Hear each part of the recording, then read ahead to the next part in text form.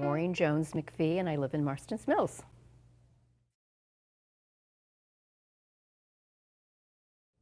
I think some of the best memories are from my high school.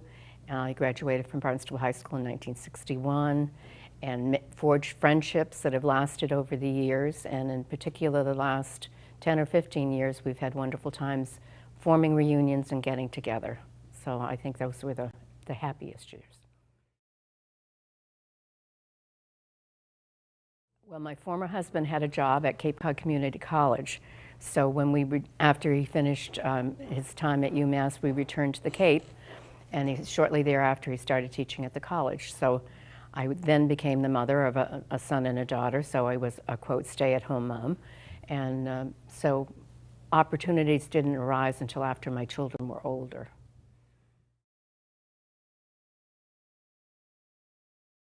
Well, I think life was a lot simpler then.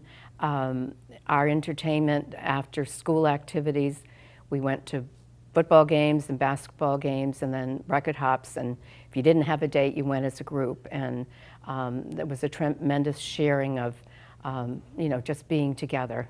And we had a lot of fun.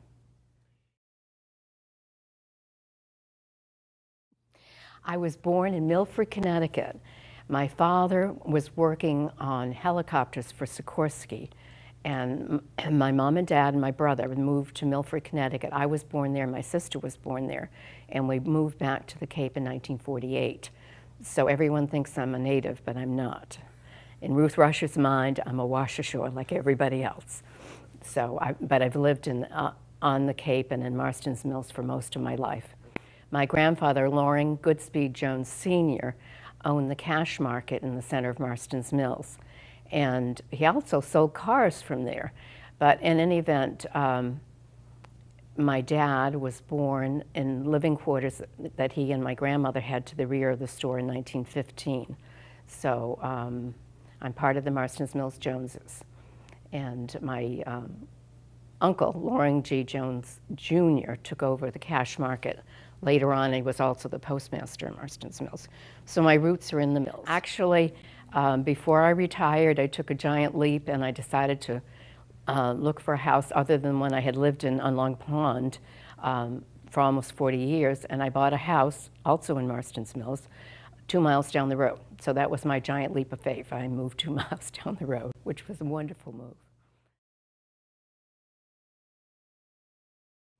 I'm a member of the class, as you are, of 1963 from Cape Cod Community College, and that's a real privilege.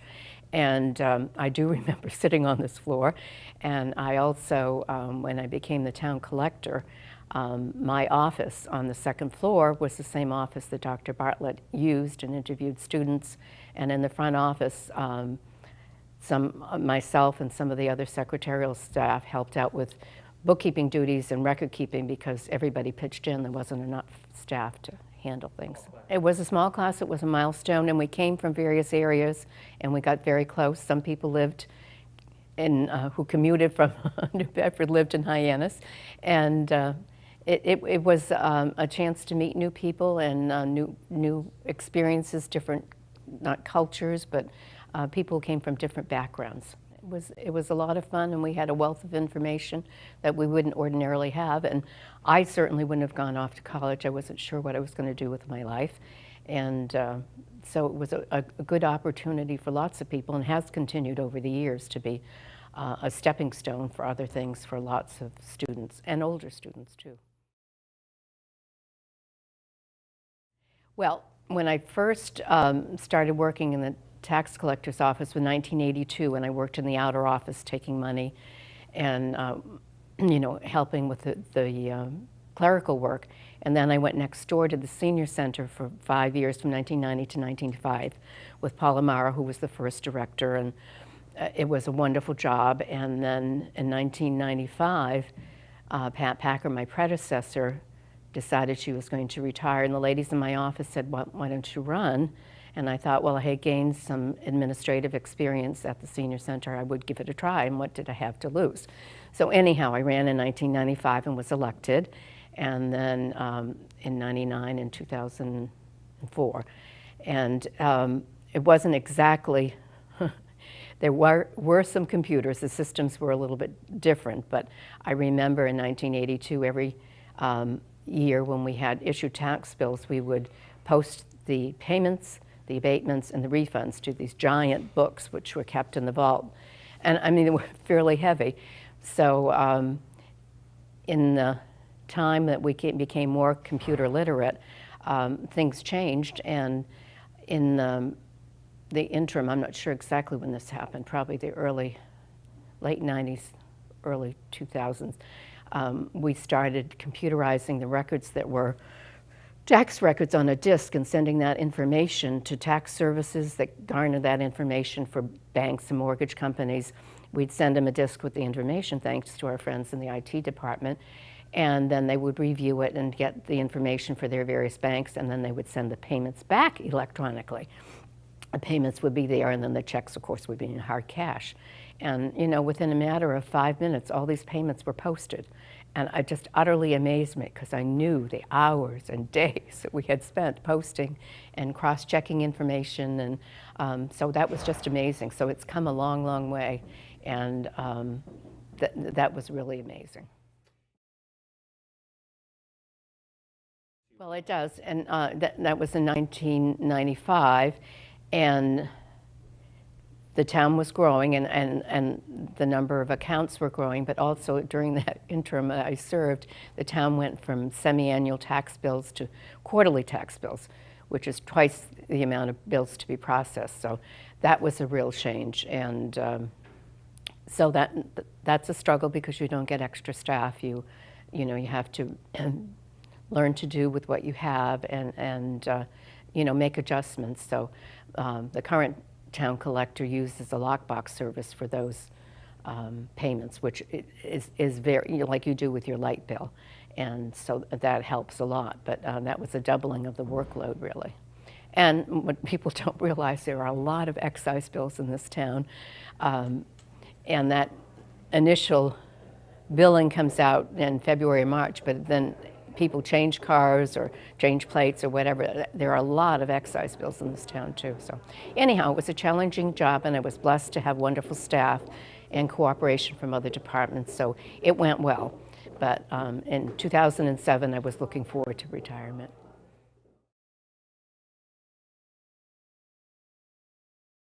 Well, I was 16 years old, and I worked at Cape Cod Bakery, which is right across the pathway here on Main Street, or was.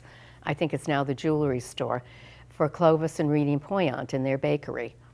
So I waited on customers and tried to not get too enticed by the smell of donuts. And it was, I remember getting paid each week on a Friday, and instead of getting a paycheck, I got an envelope with cash. So it was a fun job.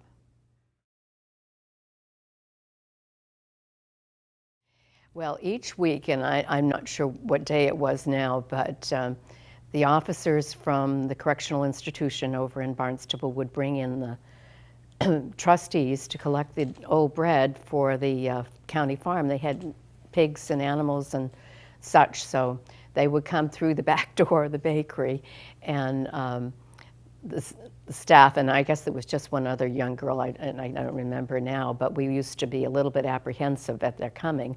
But of course they were only let out because they were there with the guard, and they were trustworthy to collect the day-old pastries and bread, I guess, mostly. But it was part of a learning curve.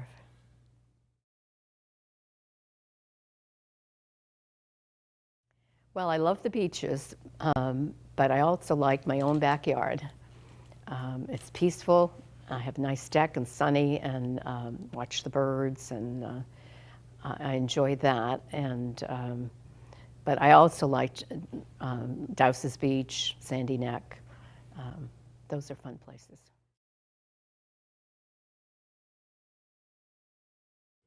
My son Andrew works for the Woods Hole Steamship Authority, so he has remained on the Cape, and he owns a house now in Forestdale. So he works at the Steamship Authority in their IT department with tech support. So it's very nice to have him nearby. And he is single. And my daughter, Amy, and her husband live in Acushnet. And my daughter works for South Shore Women's Resource Center, and her husband works for Lockheed Martin. And I have two wonderful grandsons, Connor, who's 8, and Ian, who just turned 3. And another joy in my life is spending Tuesdays with Ian. I go so I can spend the day with him, and it's fun to watch him grow and to nurture him. And I did it for my older grandson too as well, but I'm very proud of them. They've grown up to be responsible, caring members of the community and their world. So they're a joy, and I'm proud of them.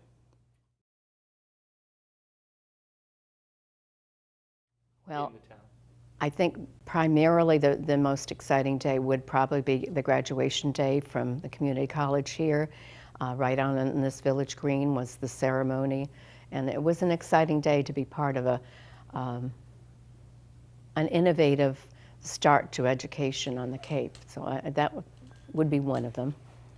Well, I guess my daughter's wedding would be another one because she got. Originally, I thought I wasn't ever going to have any grandchildren, but she and her husband got married, and that was a nice happening. And then they were able to have children, so that was nice. And so I think the birth of my grandson also was an exciting day because he was born 6 weeks early, and it was my first grandchild, so I was very excited.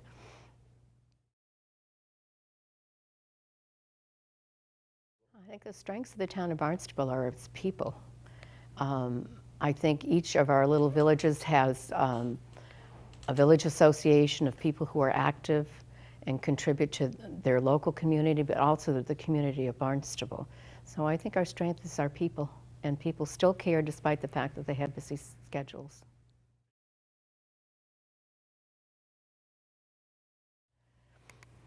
I would say, besides the fact of traffic challenges, which aren't going to go away, and we need the people here for our economy, I think just to maintain some open space and to help people with housing would be some of the challenges.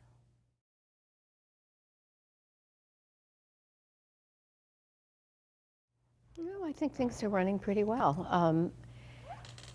I ran as a town meeting representative slightly before the government changed to a town manager, town council government.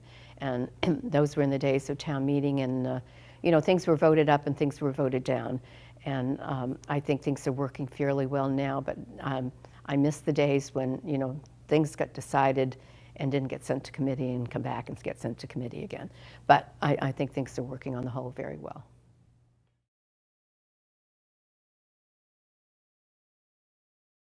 Well, first of all, my friend Ruth M. Russia, and also Eugenia Forts, and John Alger, Mr. Alger, yeah. He used to keep things in line. Maureen Jones McPhee from Marston's Mills.